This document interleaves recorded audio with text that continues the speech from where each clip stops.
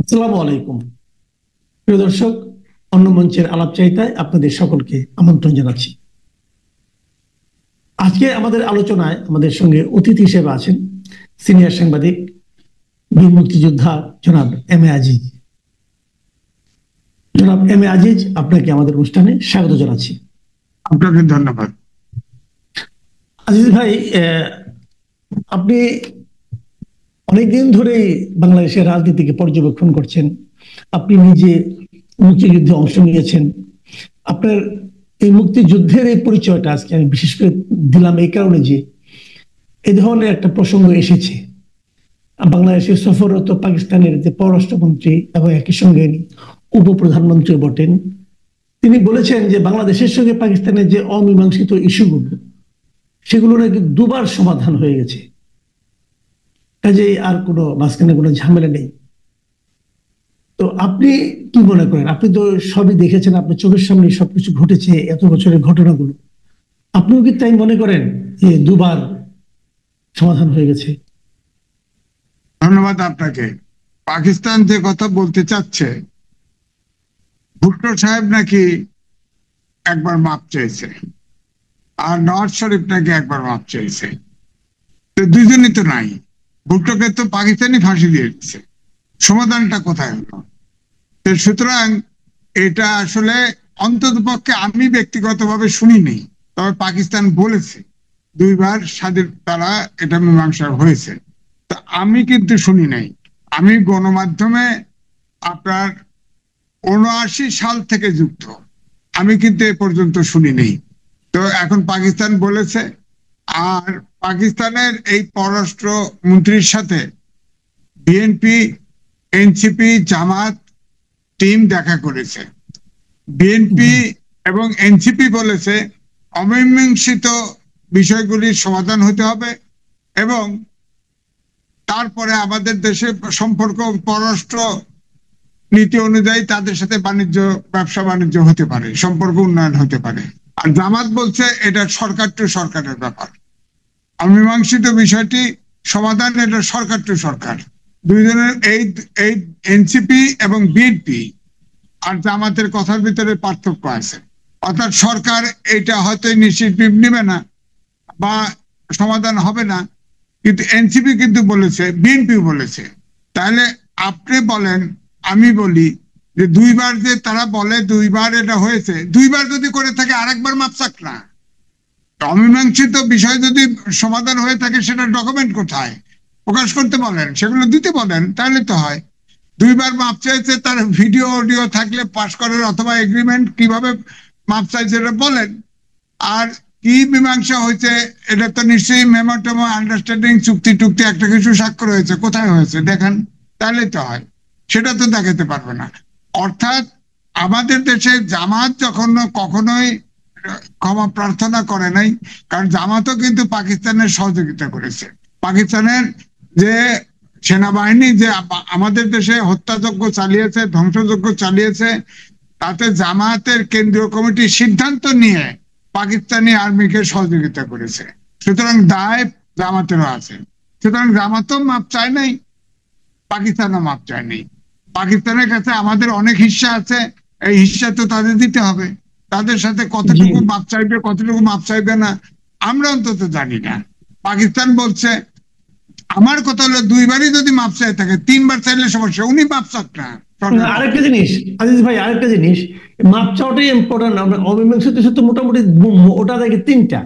একটা হলো ক্ষমা চাওয়া, আরেকটা হলো যে অর্থনৈতিক ক্ষতিপূরণ দেওয়া, আর তৃতীয়টা হলো আমাদের এখানে আটকে থাকা পাকিস্তানিদের তাদের এখানে ফেরত নেওয়া। আমাদের এখানে যে আটকে থাকা পাকিস্তানি আছে, ওরা তো এখনো বাংলাদেশের নাগরিকত্ব নেয়নি। হ্যাঁ, তারা তো এটা ফেরত নিতে চেয়েছে। আপনার তিনটা চুক্তি, আমার চুক্তি হচ্ছে, আমার হচ্ছে যে 20 লক্ষ মানুষ হত্যা করেছে, এদেশে অনেক ইনফ্রাস্ট্রাকচার ভেঙে দিয়েছে, এই গণহত্যার তার দায় নিতে হবে না? তারা যদি মাপ চায় তার মানে তারা দোষ করেছে। আমাদের সম্পদের হিসাব দিতে হবে, আমাদের গণহত্যারও তাদের জন্য দায় নিতে হবে। সেটার কি করবে সেটাও মীমাংসা হতে হবে। তো এটা সহজ না, অত সহজ না। আমি মুখ দিয়ে মাপ করে চাইলাম আর মাপ দিয়ে দিলাম, এত সহজ না। বিষয়টা এত সহজ না। মুক্তিযুদ্ধ করা হয়েছে, যতগুলো মুক্তিযুদ্ধ ছিল তারা যারা ফ্রিডম ফাইটার ছিল তারা এক সেকেন্ডের জন্য কল্পনা করে নাই সে বেঁচে থাকবে। যারা বেঁচে আছে তারা একদম আল্লাহর অশেষ মেহেরবানি বেঁচে আছে, কোনো দিন কোনো অবস্থাতেই চিন্তা করে নাই তারা বেঁচে থাকবে, বেঁচে আছে। যারা হত্যা করেছে পাকিস্তানিরা জামাতের নেতা কর্মীদের সাহায্যে রাজাকার আলবদরের সহযোগিতায় যে মেরেছে, হত্যা করেছে, আমাদের মা বোনের ইজ্জত লুণ্ঠন করেছে, অনেক সম্পদ আমাদের বাণিজ্য শোষণ করেছে, নিপীড়ন করেছে, এগুলোর তো হিসাব হতে হবে। এটা অত সহজ ব্যাপার না যে আপনি মুখ দিয়ে মাপ চাইলেন আর মাপ চাইলেন যে আবার সম্পদের মীমাংসা হয়ে গেছে, সেটা ডকুমেন্ট দেখান, ডকুমেন্ট দেখান, চুক্তি দেখান। এটা তো মুখে করলে তো হবে না। আর ভুট্টো যে মাপ চাইছে, নেওয়াজ শরীফ যে মাপ চাইছে দুইবার, সেটার অডিও দেখান, তারপরে সম্পদের হিসেবে আসেন। আচ্ছা, আরেকটা জিনিস, এই পররাষ্ট্রমন্ত্রী দেখলাম একটা প্রসঙ্গে বললেন যে আমাদেরকে হৃদয় পরিষ্কার করতে বললেন। এই বিষয়টা কি আপনি বুঝতে পেরেছেন? আমাদের হৃদয় কি অপরিষ্কার নাকি? না, হৃদয় হৃদয় উনি কি ওনার দেশে যে ভোলাটাইল অবস্থা, ওনার হৃদয় আছে কিনা আমি জানি না। তো তাহলে ইমরান খানকে জেলে পুঁতে রাখছে কেন?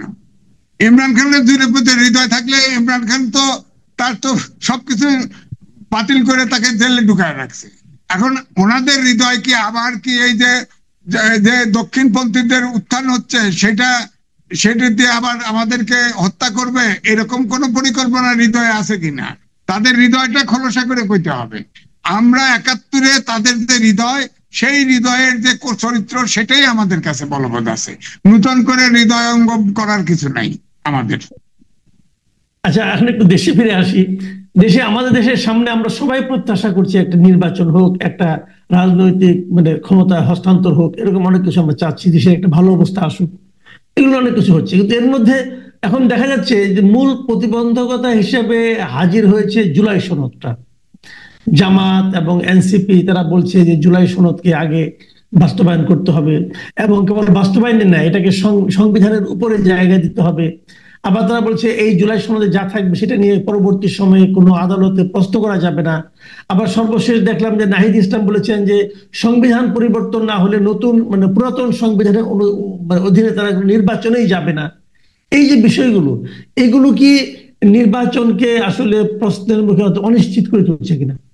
দেখেন, আমার তো মনে হয় এগুলোতে যদি তারা স্টিক করে তার মানে নির্বাচন তারা হতে দিতে চায় না।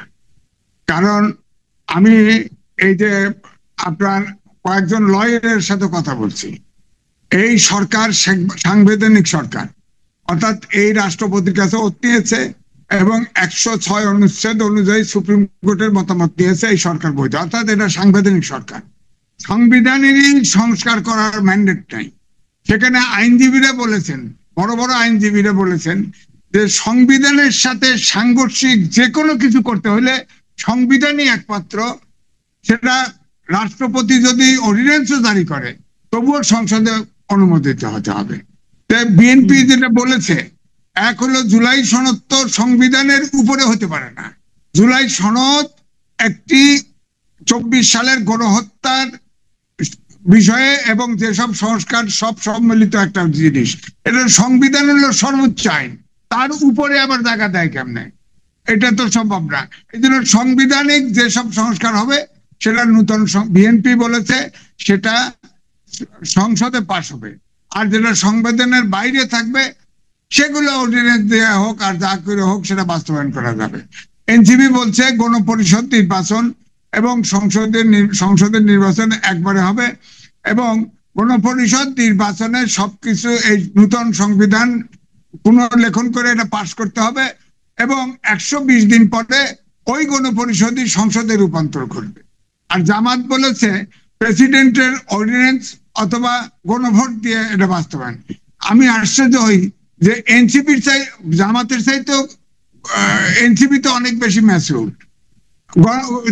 জামাত আপনি খেয়াল করেন, জামাত বলছে গণভোট, গণভোট হলেও তো সংবিধানে লাগবে, গণভোট তো সংবিধানে ইনক্লুড করতে হবে না?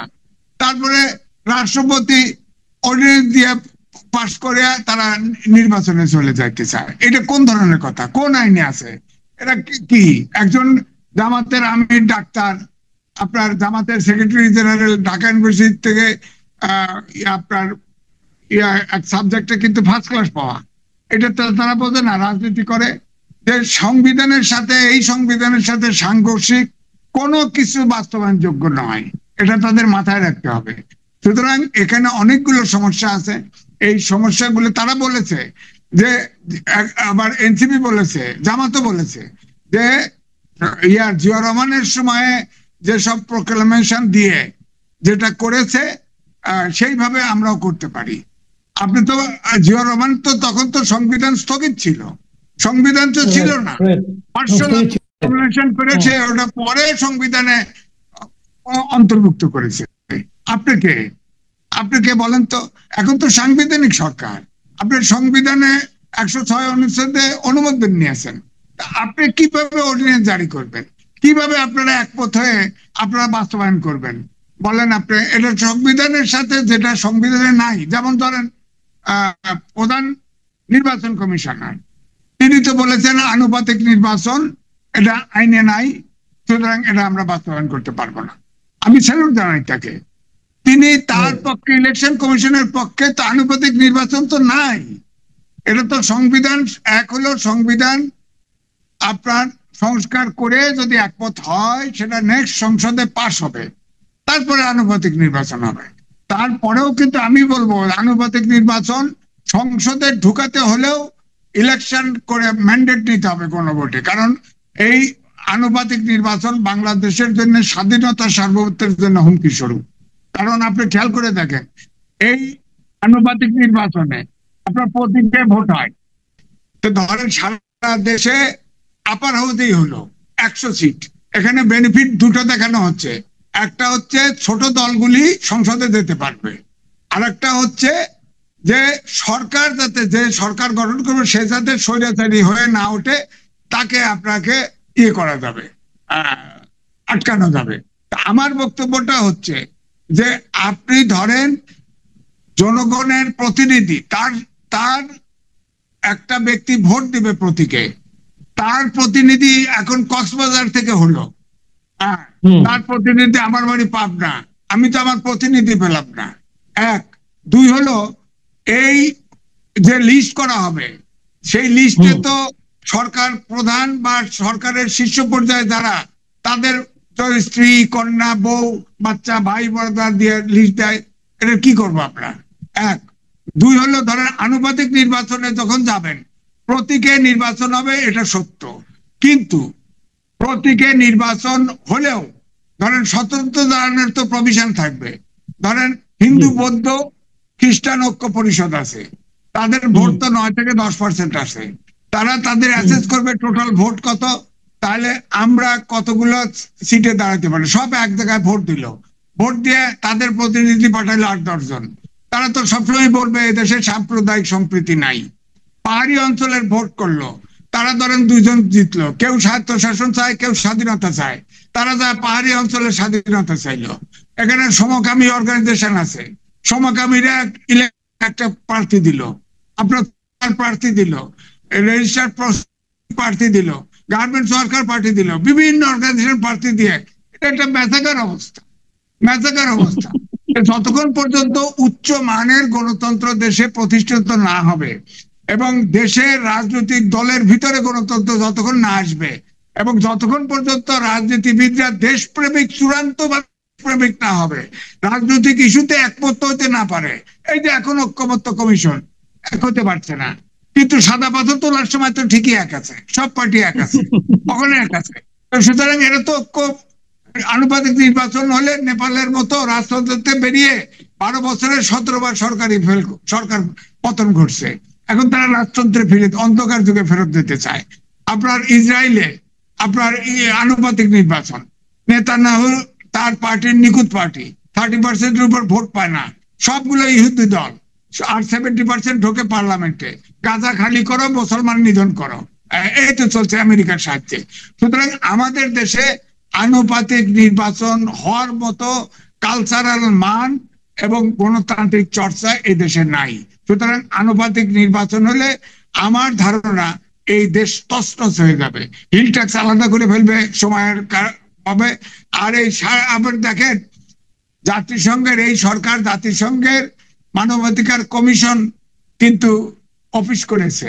মানবাধিকার কমিশনের প্রধান একজন সমকামী, তো ওই সমকামীদের অ্যাসোসিয়েশন নাম হলো সম্ভবত এখন, তারা যা ওখানে প্রোটেস্ট করবে, আবার সংসদেও তুলবে, এখানেও করবে। আমাদের সমকামী স্বাধীনতা নাই, এটা উন্মুক্ত করে দিতে হবে। বলেন আমাদের দেশে এই কালচারের সংস্কৃতিতে এটা চলে?